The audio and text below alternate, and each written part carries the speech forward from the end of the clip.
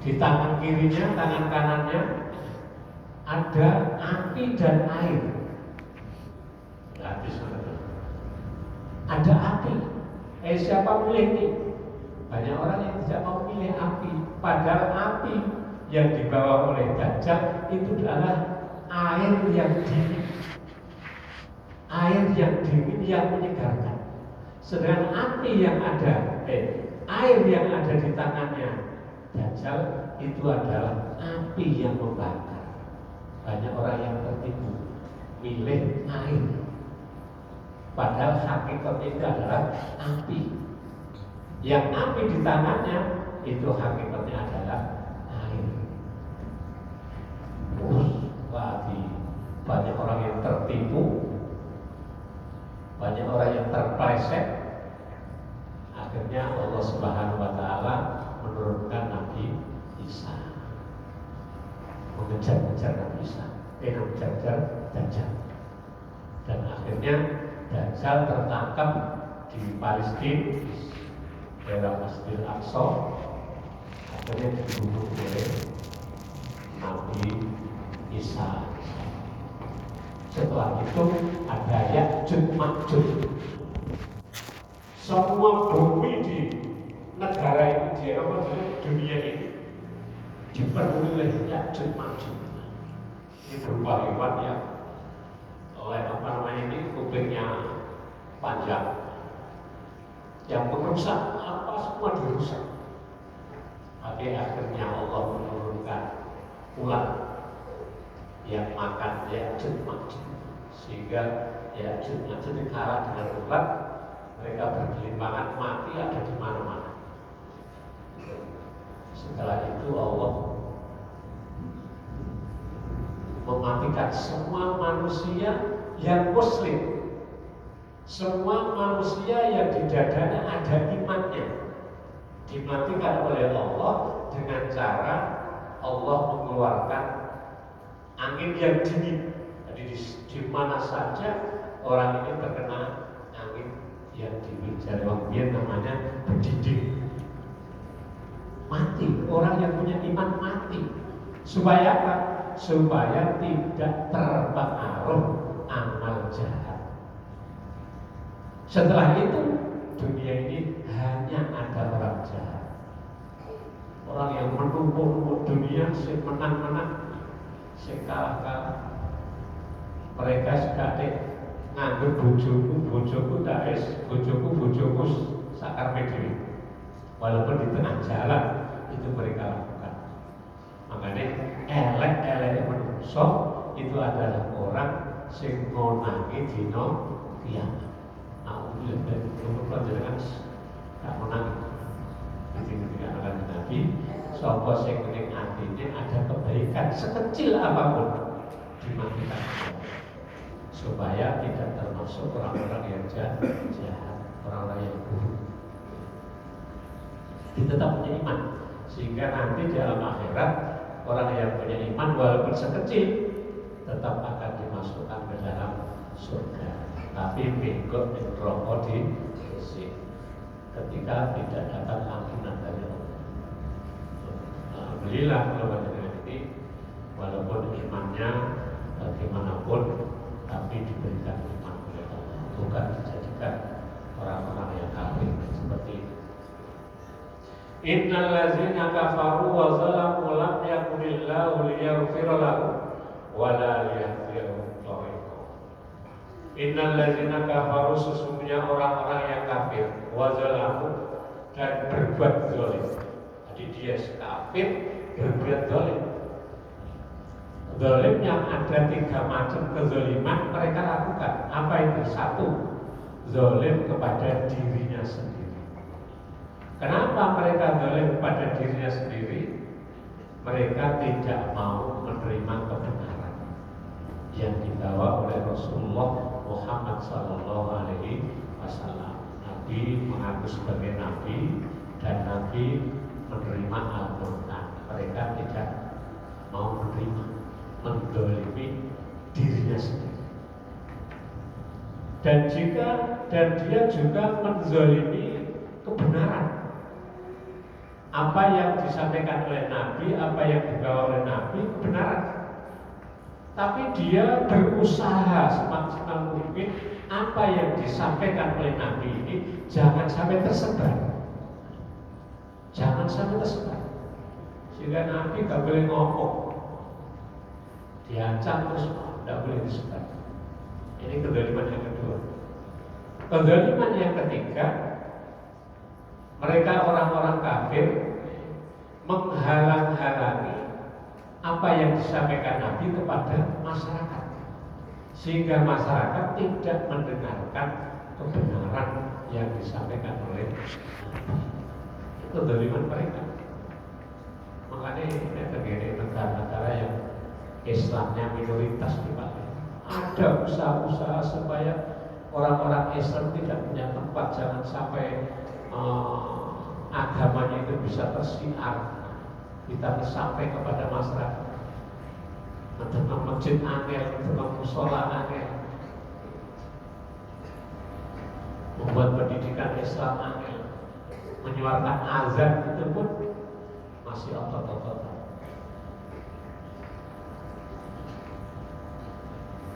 Mereka menzalimi dirinya sendiri, lam yakunillahu liyaghfir lahum, maka Allah tidak akan mengampuni mereka.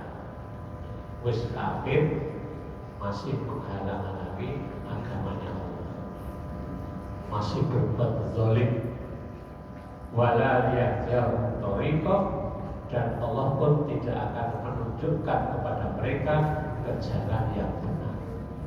Hati ini ditutup, dari kiai dilak ini dipatrik, dilas,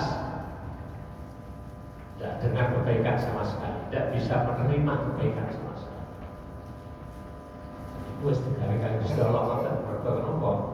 Karena Allah sudah menciptakan neraka, nanti akan diisi oleh mereka orang kafir yang sudah disiapkan oleh Allah. Isinya sejak di dunia sudah disiapkan oleh Allah. Surga juga disiapkan oleh Allah. Insya Allah termasuk golongan dengan setia Allah. Amin. Illa tariqa jahannam khalidina fiha abadan, kecuali jalan yang menuju neraka jahanam yang disiapkan oleh Allah. Khalidina fiha, mereka kekal selama-lamanya di dalam neraka jahanam. Wa kana dzalika yasira, yang begitu itu bagi Allah mudah sekali. Apa kebenaran rokok orang kafir?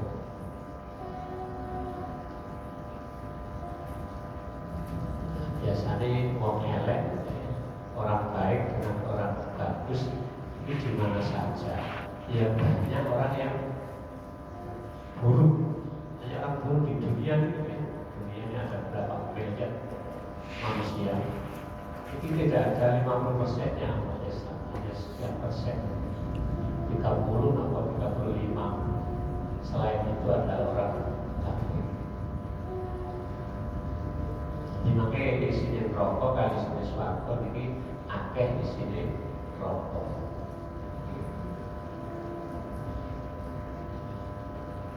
Ya ayuhan nas, wahai para manusia, qad ja'akumur rasul, telah datang kepadamu utusan, yaitu Nabi kita Muhammad sallallahu alaihi wasallam, bil haqqi, dengan membawa kebenaran. Apa yang disampaikan oleh Nabi ini semua benar, semua benar, tidak ada yang salah.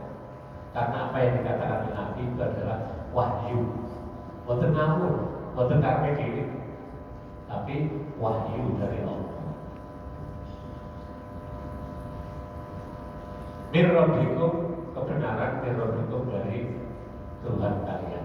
Fa'aminu, maka berimanlah kalian, khairul lakum, itu lebih baik bagi kalian. Berarti beriman, percaya dengan apa yang disampaikan oleh Nabi.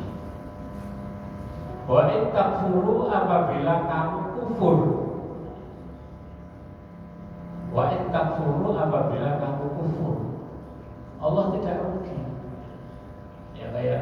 mengisi dunia ini dan mayoritas orang kafir. Tapi Allah tidak rugi, karena semua wa inna lillahi ma fis samawati wal ardi. Sesungguhnya milik Allah apa yang ada di langit dan apa yang ada di bumi.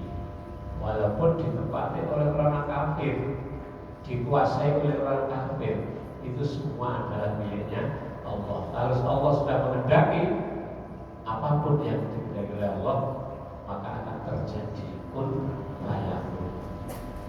Ayo, Turki gempa, Turki gitu kemarin gempa, masya Allah, bangunan tinggi so belum. Nah, yang ada itu mungkin saja terjadi di Indonesia, tapi bukan mungkin saja kalau Allah sudah menghendaki ya terjadi. Malah ada, saya pernah baca gitu, Surabaya sampai Gresik Selatan itu berpotensi gempa, karena di bawah sana ada lempengan yang bagaimana gitu. Jadi mulai kendiran sampai menganti sana. Bisa jadi terjadi semacam itu gempa kalau Allah sudah menghendaki. Jadi perkiraannya para ahli maupun itu muka kita tunggu lagu isinya Surabaya Sidoarjo Gresik ini akhirnya mau beriman. Seandainya kok mati, ya insya Allah mati syahid. Nah si kafir mati, ya tetap kafir karena dia hidupnya dalam keadaan kafir. Ya, apapun yang ada di bumi, apapun yang ada di langit, milik Allah, dikuasai oleh Allah. Jadi Allah tidak rugi seandainya seluruh dunia ini kafir-kafir. Karena yang menciptakan kafir itu juga Allah. Yang menciptakan mukmin muslim ini juga Allah. Loh, kenapa Allah kok menciptakan kafir ini tadi? Sudah disiapkan tempatnya yang namanya neraka. Di pulau Panjenengan ini wayang Gusti Allah. Dalam ini Gusti Allah. Semua adalah ciptaannya Allah. Kita dan apa yang kita lakukan itu ciptaannya Allah. Jadi kita semua dan apa yang kita lakukan itu adalah ciptaannya Allah. Allah dengan wayang Allah. Wa kana Allahu aliman hakimah, dan Allah Maha mengetahui lagi Maha bijaksana. Kita lanjutkan tentang keutamaan dan Syaban. Sebentar lagi kita akan mendatangkan malam yang mulia, yaitu malam Nisfu Syaban. Apa yang harus kita lakukan? Merujuk dari kata Syaban, kata Syaban itu artinya adalah cabang-cabang kebaikan. Artinya di bulan Syaban itu banyak kebaikan yang dianjurkan untuk diamalkan. Syaban, Rajab, Syaban, Ramadan. Ini ada kaitannya. Ada kaitannya. Sehingga Nabi mengatakan Syahrul Rajab, Syahrullah, Syahrul Syaban, Syahri, Syahrul Ramadan, Syahrul Umati. Bulan Syaban adalah bulannya Allah. Bulan Rajab adalah bulannya Allah. Jadi mulai Rajab kemarin ini sebenarnya kita dianjurkan untuk memperbanyak bacaan istighfar, nyuwun ampun kepada Allah Subhanahu wa taala. Bulan Rajab. Bulan Rajab adalah bulan untuk membersihkan jasad kita, badan kita dari dosa-dosa. Di bulan Syaban untuk membersihkan hati. Di bulan Ramadan untuk menyinari hati dengan amalia-amalia di bulan Ramadan. Sya'ban, Rajab bulannya Allah. Sehingga Allah memanggil nabinya untuk menghadapnya, akhirnya menerima perintah sholat 5 waktu. Sehingga di bulan Rajab ini pun juga ada malam istimewa, yaitu malam Isra Mi'rajnya Nabi Muhammad Sallallahu Alaihi Wasallam. Isra Mi'raj Nabi dari Masjidil Haram ila Masjidil Aqsa yang ditempuh hanya sedikit dari malam, sebagian sedikit dari malam. Itu Nabi bukan lewat darat, kok bukan lewat darat, juga bukan lewat udara, juga bukan lewat laut. Lalu lewat apa? Lewat alam gaib. Lewat alam gaib. Tidak ada yang bisa melihat kecuali orang-orang yang muka syafah. Nabi dibuka oleh Allah Subhanahu Wa Taala sehingga bisa berada di alam gaib. Makanya kejadian-kejadian ketika Nabi Isra, ini aneh-aneh. Nabi bisa melihat surga, Nabi bisa melihat neraka, Nabi bisa melihat kejadian-kejadian yang menyenangkan, dan Nabi bisa melihat kejadian-kejadian yang mengerikan. Kejadian yang menyenangkan, Nabi melihat ada segerombolan kaum yang banyak, mereka bercocok tanam, ambil. Tapi sebentar lagi tanaman ini berbuah. Setelah berbuah, dipanen, sampai sana sudah tumbuh lagi. Panen, sana sudah tumbuh lagi, dipanen terus. Nanti Nabi bertanya kepada malaikat Jibril, "Man haula'i ya Jibril? Siapa mereka itu?" Jibril bilang, "Itu gambaran dari umatku yang mau berjuang fisabilillah." Orang-orang yang berjuang fisabilillah itu nanti akan mendapatkan balasan yang tidak habis-habisnya. Jadi dengan ini berjuang fisabilillah. Biar di sini tidak ada masjid. Mungkin daerah sini mungkin dulu juga daerah apa, sudah ada manusianya, tapi tidak menjalankan syariat Islam. Gak ono azan. Azan itu suatu yang luar biasa. Menyampaikan takbir Allahu Akbar, Allahu Akbar, Allah besar, Allah besar. Luar biasa. Di sini ada, di sana ada, di sana ada. Di sini ada pendidikan Islam. Dengan ikut danai, dengan ikut hargai, dengan ikut menyampaikan ilmunya. Ini pahala yang berlipat ganda. Mendirikan masjid. Jadi malaikat Jibril itu gambaran umatmu yang mau memperjuangkan agama fisabilillah. Makanya kalau panjenengan ini tidak ada yang ketinggalan. Semua harus ikut memperjuangkan agamanya Allah Subhanahu wa Ta'ala dengan caranya masing-masing. Dengan termasuk duduk-duduk yang tadi belajar, mendengarkan bacaan Al-Quran, termasuk berjuang. Karena Islam itu tidak akan berkembang, Islam itu tidak akan syiar kecuali didukung dengan ilmu. Ilmu yang tadi belajar, mendengarkan kajian-kajian di majelis ilmu, majelis taklim. Ada juga peristiwa yang mengerikan. Ada sekelompok kaum banyak di situ, kepalanya dikecek pakai peluru gandeng, kecek remuk, balik mana, dikecek remuk, balik mana, dan titiknya.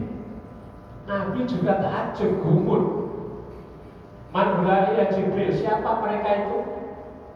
itu gambaran umatku yang dulu di dunia malas mengerjakan sholat 5 waktu. Sholat, dia sholat, mereka sholat, tapi malas, kepalanya rasa berat sehingga kepergian. Masih banyak lagi alam-alam yang dilihat oleh Rasulullah Muhammad SAW. Isra-nya terjadi di bulan Rajab. Nah, di bulan Syaban ini juga begitu. Di bulan Syaban Allah Subhanahu wa taala ngutus malaikat Jibril untuk menyeru kepada hamba-hamba Allah. Seruan malaikat Jibril, adakah hambaku di malam ini, yaitu malam Syaban, nisfu Syaban. Malam nisfu Syaban yaitu malam 15. Oke. Kalau Syaban itu separuhnya adalah malam 15. Tetapi kalau Ramadan separuhnya itu adalah malam 16. Oke.